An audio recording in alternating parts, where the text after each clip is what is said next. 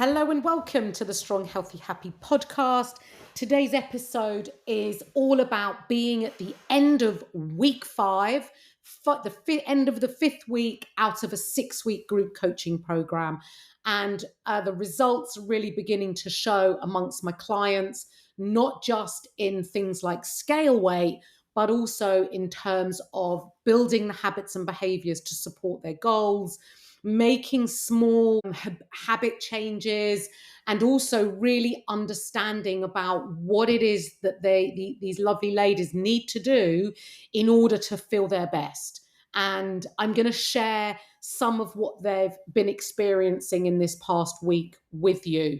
Now, before I do go on to talking through the wins and the challenges, and also I'm going to include some intentions that my ladies have set this week, I wanted to, first of all, thank you for listening to my podcasts.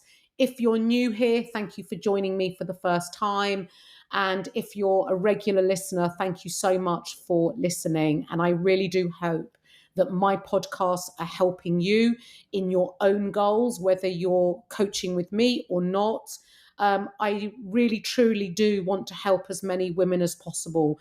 And if you are listening to this podcast and not yet left me a review, please do. It's not so much to review for it to benefit me, but your review helps bring my podcast to the attention of more women. And I would be really grateful if you could leave that review, as I want to reach and help as many women as possible. Now, on to the end of week 5 in my group coaching, and I'm going to read out something that one of the lovely ladies has written in her podcast, in her check-in form. So the check-in form is a weekly thing that we do in coaching, whereby you fill out a form. There are sort of very structured questions in the form to enable you to reflect and review your week, look at what you've done well, look at where those challenges have been, and perhaps set an intention how to overcome those challenges should they arise again. And then obviously through this podcast response to those check-ins, I'm going to support you further.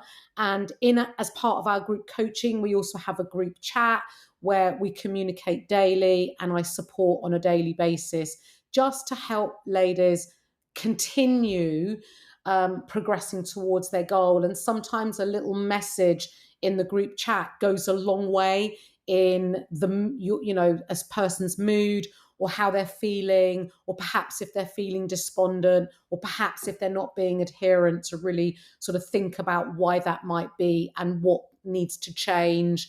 And also understanding that sometimes we're all human and we're not always, although we may want to try to be perfect, you don't actually need to be perfect to get great results. And that being consistent but imperfect is often the way to get results, because aiming for perfection can often mean that if you don't achieve perfection, on the flip side of that, it means that you quit. And being at 100% and then at 0% will actually take you further away from your goals than perhaps hovering around that 75 to 85% being consistent.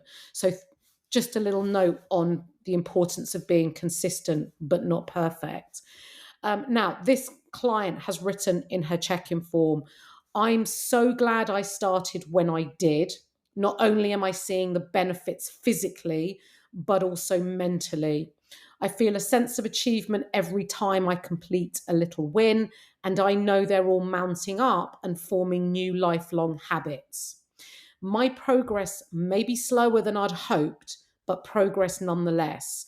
And I am an impatient person." Now, there's a few things I want to unpick from this comment. First of all, it is amazing that this lady in 5 weeks has already noticed physical benefits, mental benefits. And I know from conversation that she is noticing a difference in her clothes and a change in her body. The fact that she's also improved her mental well-being is another huge win, because progress is not just about the scales. Yes, it is a measure of progress, but it's not the only measure of progress. feeling a sense of achievement and building trust in yourself is also another sure way to support your health and your goals. And small wins absolutely do all combine and compound into making a big difference. And these small wins and the small actions are what need to be taken to be able to form new habits and behaviors to support your health and the results that you get um, going forwards for the rest of your life. And this is what this client is really learning and recognizing. And I want to highlight that it's been 5 weeks of group coaching, and she has already noticed these incredible benefits. And for context, although this lady may have said that progress has been slower than she'd have hoped, for context, this lovely lady has lost £8 in 5 weeks. So that's just a little over half a stone in 5 weeks. She has a family, a full-time job, and a social life, and she goes away with work, and she has managed to make progress. And I actually think that's a reasonably good level of progress in just 5 weeks. Bearing in mind that during the 5 weeks, we don't get going where we need to be from day one. It takes time to understand what it is that you need to do, how to create the behaviors and habits, how to create those healthy, nutritious meals and eat to support your goals. So the fact that you have made this progress to this point in this short period of time is really incredible. And I want you to really recognize that. And all these small changes that you have made, this is the key to long-term success and the maintaining of the results. And this is how you lose weight and keep it off. We know that there are faster ways to lose weight. The problem with these faster methods is that it's very hard to sustain whatever it was that you need to do to lose that weight quickly. It's very hard to maintain that going forwards, because a long-term successful diet is not about how much weight you lose. It's having the ability to maintain it going forwards. And those quick fixes and fad diets and quick solutions may work in the short term, but do they work in the long term? And from my experiencing, talking and coaching a lot of women, they don't tend to be able to maintain the results long term. And for my coaching, most important is I want this to be the last diet you do. I want you to learn the tools. I'm going to teach you the tools to lose weight and keep it off. So a huge well done to all of the ladies, and thank you to the lady who put that in her check-in form. Now, let's go on to the wins. I'm just going to read out a few of the wins. So for Ellie, she has had a long car journey this week, and in the past, she'd have usually bought crisps and chocolates to have in the car to keep her going on a long drive. But this time, she bought fruit and a protein yogurt pouch. And again, this is a demonstration of challenging your past behaviors and asking you if they actually served you or even made you feel good. And the swap from, eating crisps and chocolate while you're driving, it isn't very mindful because you're distracted, you're concentrating on your driving. And it's very easy just to keep popping another chocolate in your mouth and not actually registering the enjoyment, the pleasure, the taste from that chocolate. And it's also very easy to overeat. And before you know it, you may have had 500 to another 1,000 calories on your car journey and not even remembered or noticed how much you enjoyed what it was that you were eating.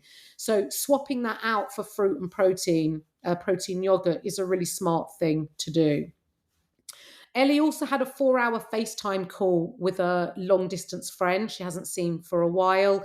Usually they would drink wine remotely, obviously, on the call.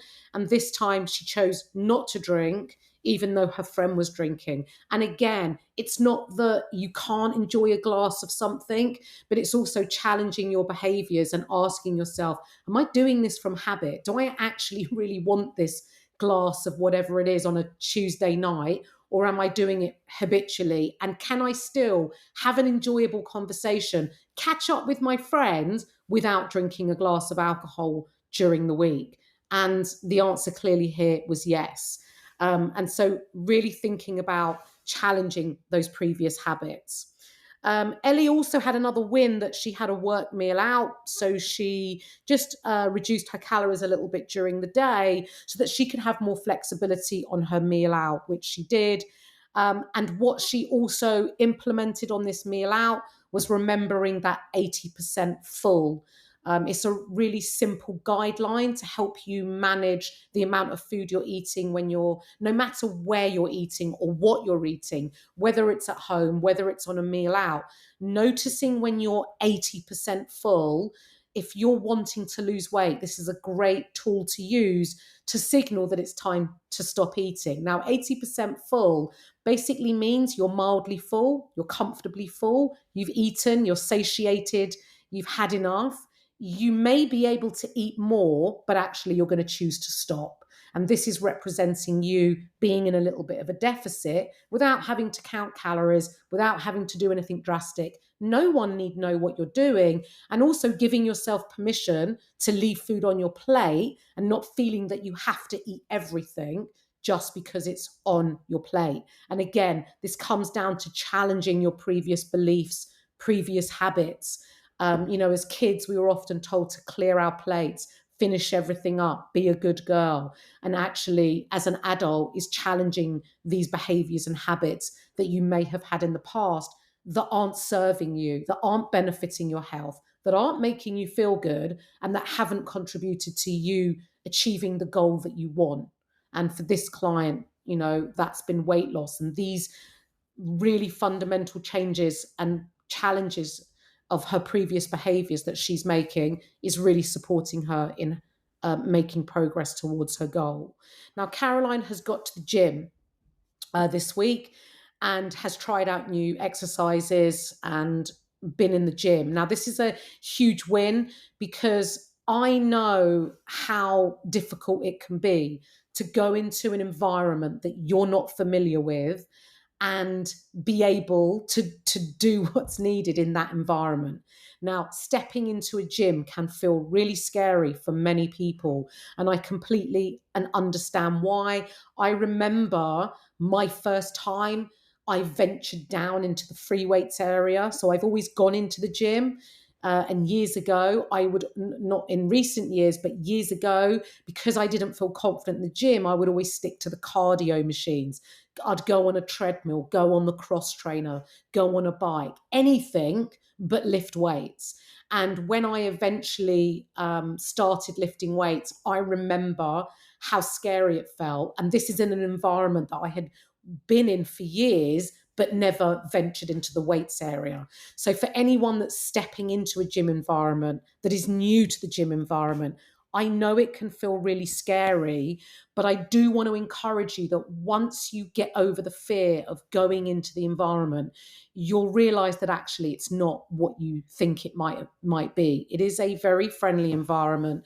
There are lots of people in there just like you, a lot of first time, a lot of newbie people, a lot of people who are inexperienced but just wanting to exercise and know the benefits that strength training is going to give them. So for Caroline, getting into the gym and feeling inspired to go again is really, really commendable and very beneficial for your long-term health.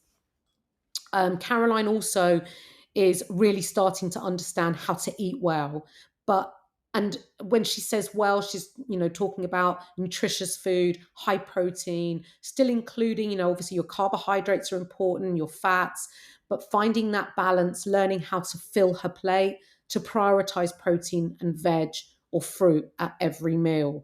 And what she's also recognizing is that some days, she goes out with her friends, you may eat a meal that may not hit all your nutrition requirements when you're going on a meal out. But if you think about what you do most of the time, one meal out with your friends should be enjoyed. You don't need to stress about it. And it's only one meal out, and it's one meal amongst all those other nutritious meals that you are having. And so it's really great that you realize that you can go out with your friends. It doesn't need to be, you don't need to have any anxiety. You can still benefit your health. You can still make smarter choices if you choose to. And if you don't, it's one meal out of many meals that you're preparing and eating every day. And so you should absolutely be enjoying time with friends, meals out, social occasions. And it's about learning and finding balance. And that just because you go out for one meal, it doesn't mean that everything has to go to shit. And you don't have to have that all or nothing mindset that you perceive that everything's going to be ruined. And so then you fall into the proverbial fuck it bucket, because then you really will regress on your goals and you won't feel great in the process. So enjoy the meal and then get on with the rest of your day. Jo got a workout in. This is a really big deal for Jo. She has very long hours with her job. I know she's been a little bit time pressured, and she got a workout in. So you haven't told me how it went, Jo, and whether you enjoyed it. She's had a very high step count, and she has managed in the 5 weeks of coaching to lose half a stone, 7 pounds. And she's very pleased with herself that even though she's had some birthday celebrations, she's been out for afternoon tea, had a change in job, which can also be a bit unsettling. She's still managed to maintain the weight that she's lost. And this is really positive. So keep up the great work. And it's about you implementing those fundamentals and the habit-based targets that you have set up on the coaching app. Now, just talking about a change of job or a change of routine, it can be a little bit unsettling. But with any change of routine, the most important thing that you can do is to think about planning.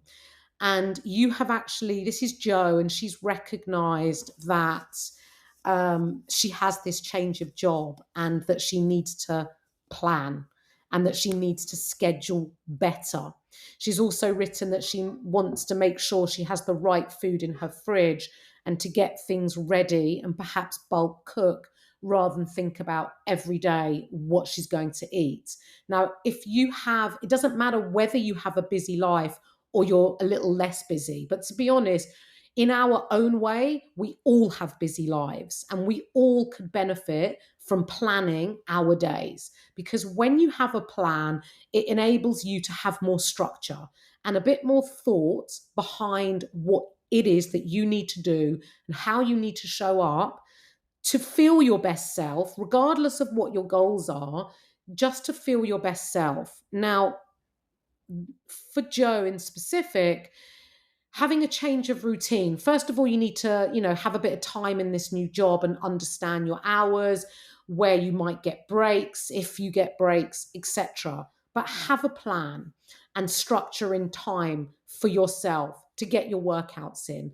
If you're working long hours Monday to Friday, then it might mean that you're doing a workout on a weekend, or perhaps 2 workouts on a weekend. And remembering that 20 minutes is beneficial, and it doesn't have to be a whole long exercise session to get benefits. 20 minutes 3 times a week is going to give you considerable health benefits. Now, when it comes to nutrition and eating to support your goal, it really makes decision making and shopping a whole lot easier if you keep some of your meals the same. So when it comes to breakfast and lunch, what I would recommend is that you minimize your choice. We all tend to eat the same foods anyway. Now, to some degree, we want a bit of variety to maintain a variety of nutrients and to encourage good health. But when it comes to weight loss, having the same breakfast and lunch, or perhaps a choice of 2, it enables you to buy the ingredients and have them in your house ready, because you're having the same thing pretty much every day. You don't have to think about what it is that you're having, because you know what it is. It's the same thing that you had yesterday. And you can have more flexibility with your evening meal. That's where you have your flexibility. That's where you have your variety. That's where you can get a bit more adventurous in your meals. And especially if you have a family, you want to cook more family meals and have your most enjoyable meal perhaps in the evening. That's not to say you're not going to enjoy your lunch or your breakfast, because you still want to make them prepare meals and have those structured meals as something that not only keeps you full, but also keeps you satisfied. So it's a really good idea to keep some consistency with the breakfast and lunch. And it might mean that you have the same lunch, this week, but next week you might want to switch it up. or you have the same basis of the lunch. Let's just say it's a jacket potato, but you change the protein filling in that jacket potato. So, you can have some variety, but within the same basis of the lunch, or you could keep it the same and then the following week decide you're going to change it up. It makes tracking a lot easier if you're tracking. And if you're not tracking, minimizing the variables will really help you manage your calorie intake and make adjustments if needed. And then in regards, your Joe is enjoying HelloFresh type meals for dinner. They are nutritious and balanced meals. And I would encourage you to pick meals from the range that include protein because it supports your health and your goals. You can also select meals within a calorie range as well, which helps you stay within your calorie target. And even if you don't track those evening HelloFresh meals into MyFitnessPal, you still know the calories of that evening meal and you can manage the calories in the rest of your day to accommodate that evening meal, the HelloFresh meal, and stay within your calorie range target. Remember, tracking isn't a lifetime solution, but when it comes to managing your calorie intake, especially if you have not much nutrition knowledge, you don't know what your macro split is, i.e. protein, carbs and fats in certain foods, you don't know how to eat a diet that's high in protein, what foods are high in protein, but also very calorie efficient. Tracking is a great way to learn this. It's not a lifetime solution, but once you learn it, you will have those tools, and then you can move away from tracking and manage the results that you get. Okay, so sorry, I'm just going to look at the other things. So another win is one of my clients has written that I've stuck to everything the best I can under the circumstances, and this is a really huge win, and it also has contributed to her progress because sometimes life throws us curveballs. Sometimes life gets in the way. Sometimes family commitments might get in the way, or unforeseen circumstances get in the way of you doing what's needed and what you want to do in order to support your health. There's nothing more frustrating when you've got your gym kit on, you're about to go out to the door, and your school rings up to say your kid's not well. Can you pick them up? It gets in the way. Your kids have the priority, obviously, but sometimes things impact your ability to get things done. And it is really important to always do the best you can, considering the circumstances you're in. And this brings me back to how I started this podcast, which is about being imperfect, but as consistent as possible. And that is about doing the best you can, considering the circumstances you're in, and always knowing that something is always better than nothing. And an example from one of my clients this week about how to implement, it's called imperfect action, doing the best you can in the circumstances that you're in, being consistent, even if it's imperfect, is that after her long car journey, she felt really tired. But instead of just staying in her hotel, she went out for a walk. Now, she was nowhere near her usual step target. And it's really easy when you know you're not going to hit your target to think, oh, what's the point? I'm not going to hit my target, so I'm just not going to do any at all. But instead of having that mindset, which is an all or nothing mindset, may not be in terms of food, but it's in terms of her steps, she decided that something would be better than nothing and got herself out and clocked up 4,000 steps. Which is great. And it may not have been what her daily target was, and it may have been low, but she did have a long car journey. She did feel tired. And I bet you from that walk that she felt a lot more alert. Her energy would have increased. It would have improved her mood and helped her to feel better. And also a reminder that something is better than nothing. Now, last wins is Rachel. She's also got into the gym this week. She was shown how to use some of the equipment, and it's always beneficial to have someone, a gym instructor, a PT, etc., to have someone show you how to train, how to set up the equipment, and also give you the confidence to use the machines if you are in an unfamiliar environment. Now, as part of coaching, my clients have their workouts on an app, and each exercise has a video review. And Rachel was, I don't know if you've said that you might forget the exercises, but remember you've got the app and you've got the preview video for each exercise, and you're logging your reps and weights so that we can keep a track of this, and also, as you know, monitor your progress over time.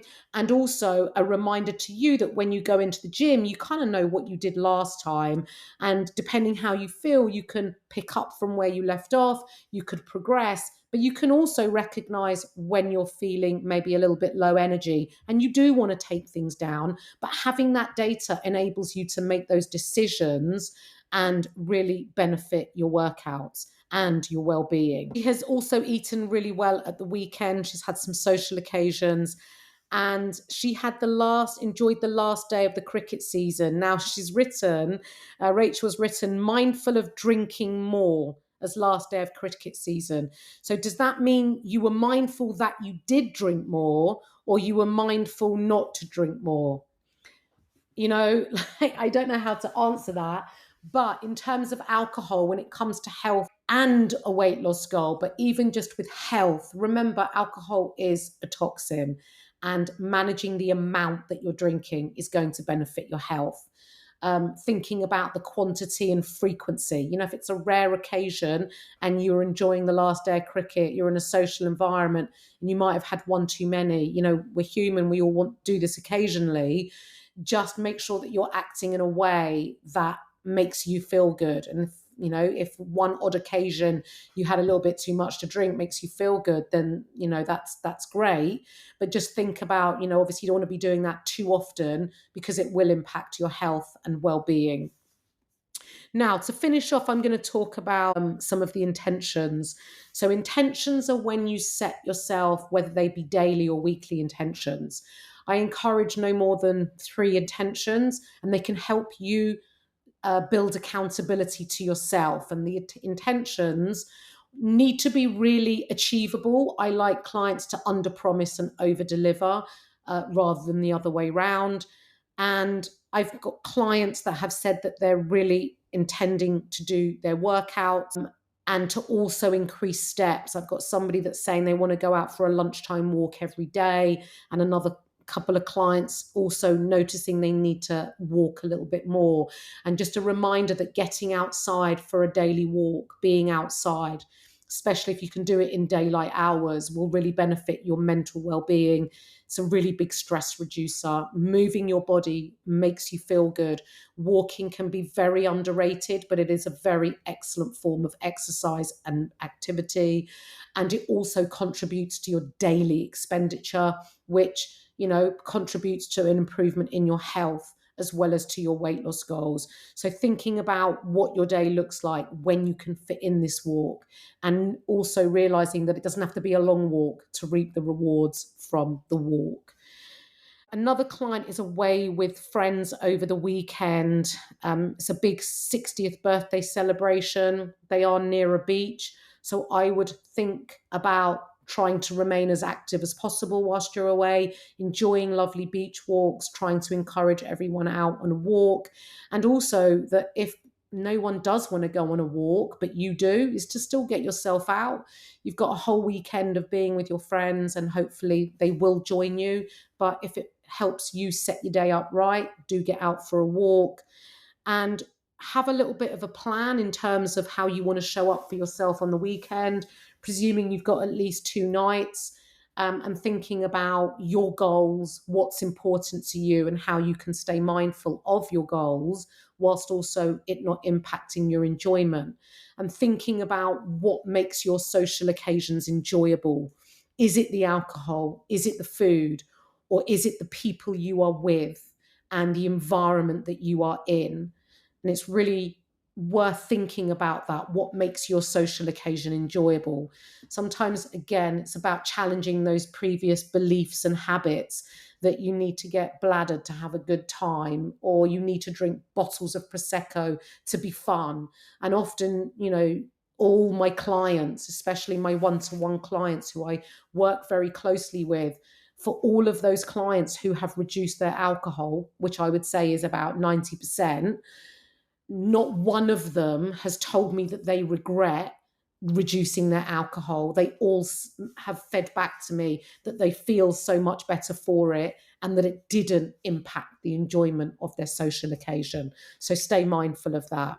Okay, in answer to a question, what is a good exercise to focus on the sides of your upper body, like under the armpit, but lower down? Technically, the sides of your breast level, where your bra does up. Okay, so what you're talking about here is most likely your lat muscles, your latissimus dorsi, as they're known, referred to as lats, which is kind of like a wing-like muscle on either side of your back. And in your workouts that I have programmed, whether they be home workouts or gym workouts, you are including that muscle in your workouts. And sometimes that muscle can also work as an assistant in other exercises. So some of the workouts you may recognize from your home workouts or gym workouts can be exercises like a dumbbell row or a barbell row or a machine row, whether they be single arm, double arm, also a lat pull down, an assisted pull up. And you would be using your lats as an assistance in movements like a deadlift, a barbell squat, even a goblet squat with a dumbbell. And you are using these muscles in your workouts. So you want to just make sure that you're doing your workouts regularly. And also, if you're holding a little bit of body fat in this area, as you're strengthening those muscles and the rest of your body through your workouts, and as you're reducing body fat through your diet, you will improve. If this area is where you're, an area that you find is holding more body fat, you will tone up in that area by increasing and working those muscles with your strength training and reducing your body fat via diet and movement. So that is the area that hopefully has answered your question. In terms of feedback, okay, 2 little bits of feedback that I'm going to read out. Enjoying the encouragement and positivity about life. And it's a reminder that coaching is designed to positively impact all areas of your life. It's not just about diet and exercise. You can get diet and exercise information off of Google. What coaching will give you is it will improve the quality of your life in all areas of your life and all the people in your life. Finishing up, still loving the group coaching, and I wanted to wish you and your team lots of success at the weekend on Saturday. So I am taking 7 clients plus myself to do a challenge, a fitness challenge. Many of these ladies had never stepped into a gym or done anything like this prior to coaching. And they have worked very hard to be in a position to take this challenge on Saturday. And I will be sharing it with you and on my social media. And I may even record a podcast about it. So stay tuned. Thank you for listening, and I'll catch up with you soon.